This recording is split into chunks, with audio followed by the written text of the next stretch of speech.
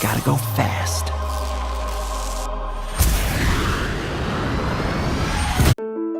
Welcome back to the Be a Remarkable Student series.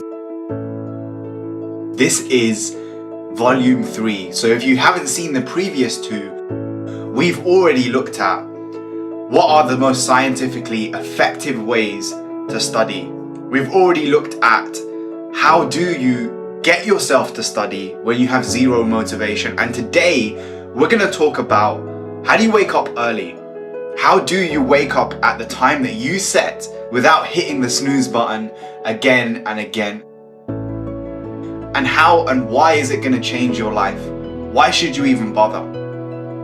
On a scale from 1 to 10, and I want you to write down your answer in the comments right now. Are you a 10? Are you a 10 out of 10 for doing this? And if you are anything but a 10, why not? Don't just listen, take action.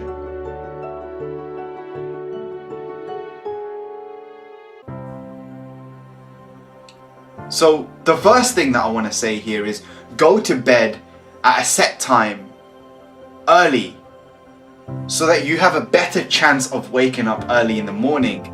That 4 a.m. wake up, 5 a.m. wake up, it doesn't just start at 4 a.m. and it doesn't just depend on what kind of alarm clock you're using, what bed you're sleeping in. The most important thing is, did you get your 8 hours of sleep? Are you going to bed at the same time every single day? So you want to train yourself, just like you would train a puppy, to go to bed at the same time every single day so that your circadian rhythm, the rhythm that you are naturally in based on your environment, your psychology, you're going to bed at the same time. So your body knows it's 8 o'clock, the sun has gone down, and it's time for me to go to bed. Train yourself, create a habit so that you go to sleep every single day at the same time. Now, how can you do this and why should you do this? Well, I've already said it's important for you to go to bed and get 6 to 8 hours of sleep. Most of us need this. It's not a nice to have, it is a necessity. And the reason for this is there are studies out there that show even just half an hour or an hour every single day of not getting enough sleep, it has a cumulative effect. And so that compounding effect of all that sleep debt that you've accrued, you're going to have to pay it off at some point. And those of us who are living and working and walking around with not enough sleep, it has the same effect as being intoxicated. So would you ever do your revision or your studying after taking a couple of shots of alcohol?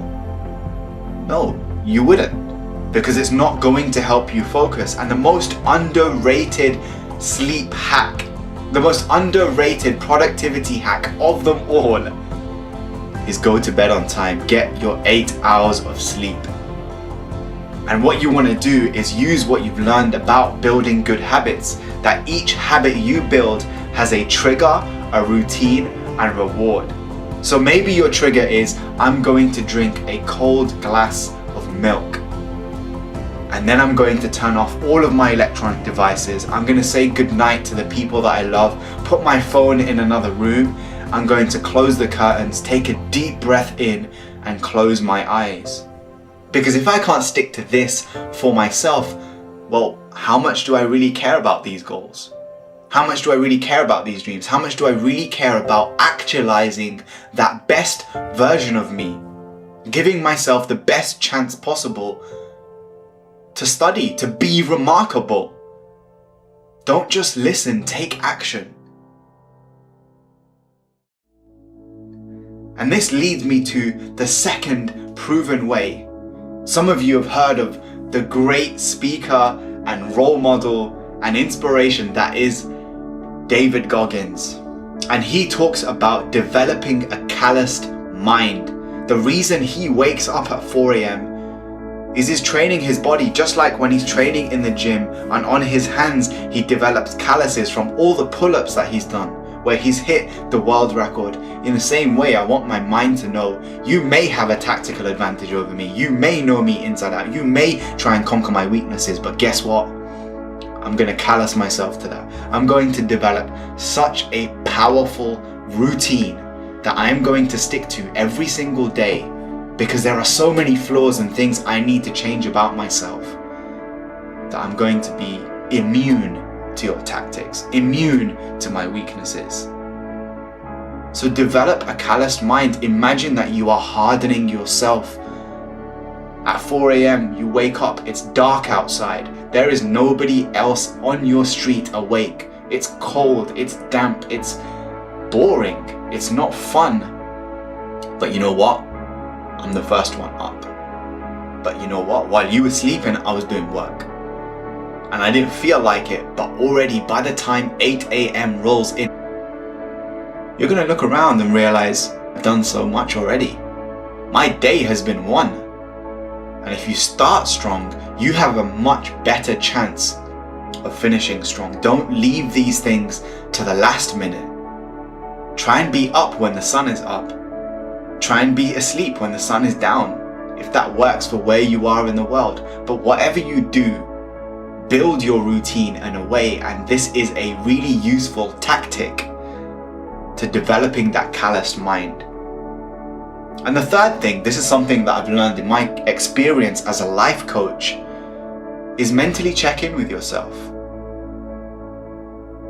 When anyone I'm speaking with in a one-to-one coaching session says, I'm going to do this, my first question is always the same thing. On a scale from 1 to 10, and I want you to write down your answer in the comments right now. Are you a 10? Are you a 10 out of 10 for doing this? And if you are anything but a 10, why not?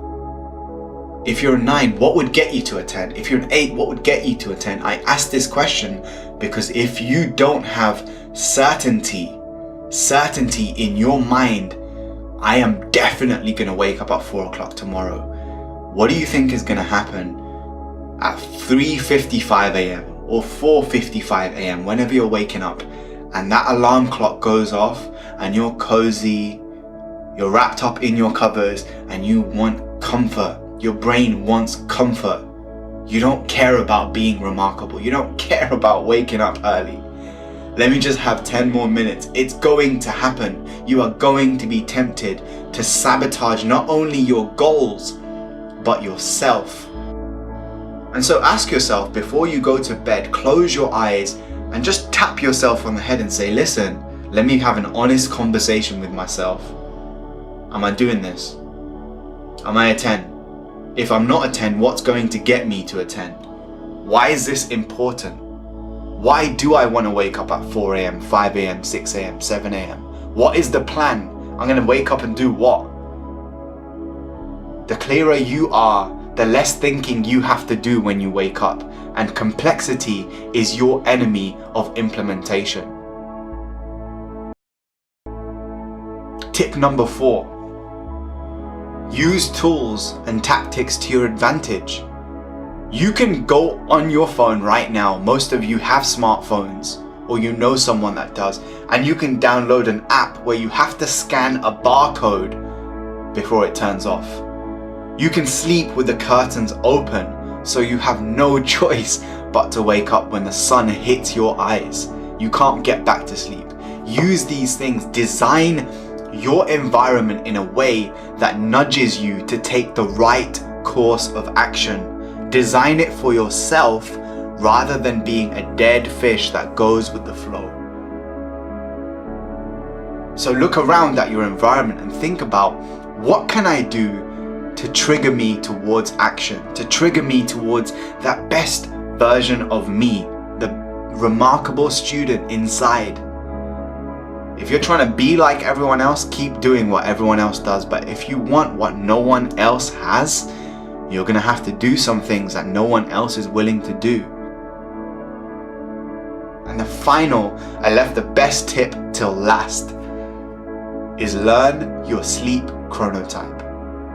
Waking up at 4 a.m. won't change your life if your body isn't designed for that. Your lifestyle is not designed for that. If it means you're only getting 4 hours of sleep, what is the point? And there is a test that you can Google called the sleep chronotype by Dr. Michael Breus.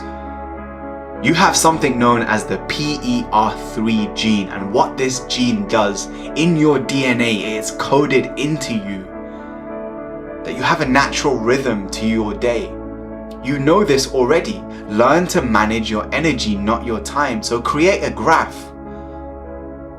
On one axis, you've got the time of day, and the other axis, you've got your energy, and map out what is my energy like throughout the day.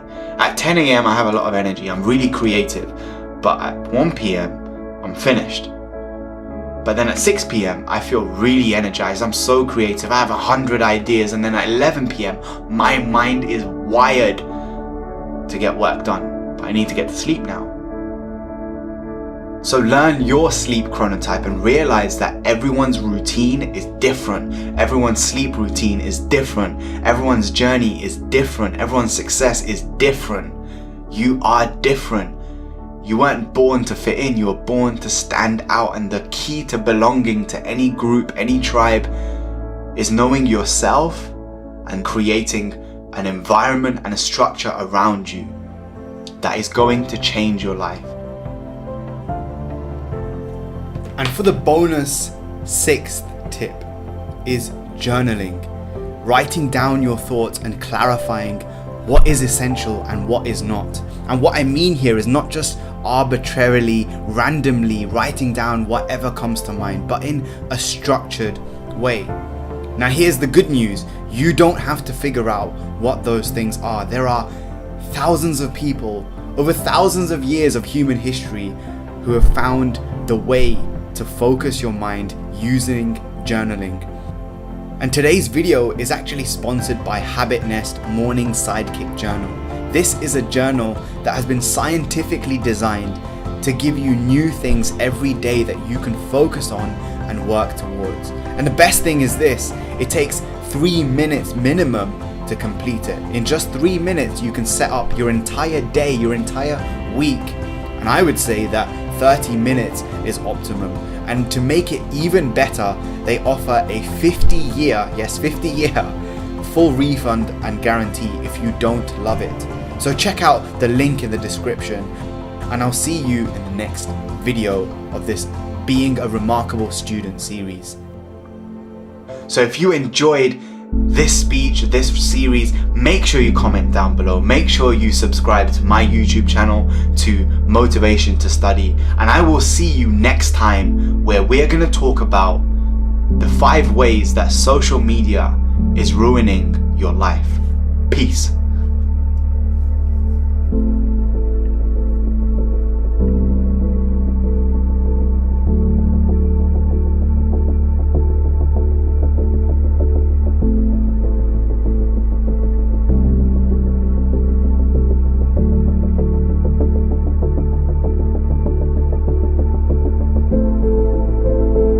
I'm sorry, Major. What was your name? Benny. Nobody cares.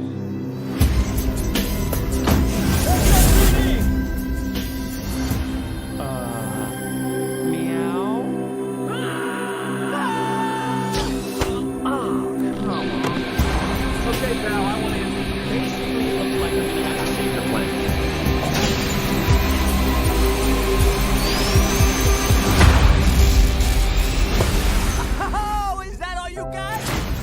No, but thank you for asking. Uh-oh. Whatever this creature is, our job is to secure it, neutralize it, see what makes it tick.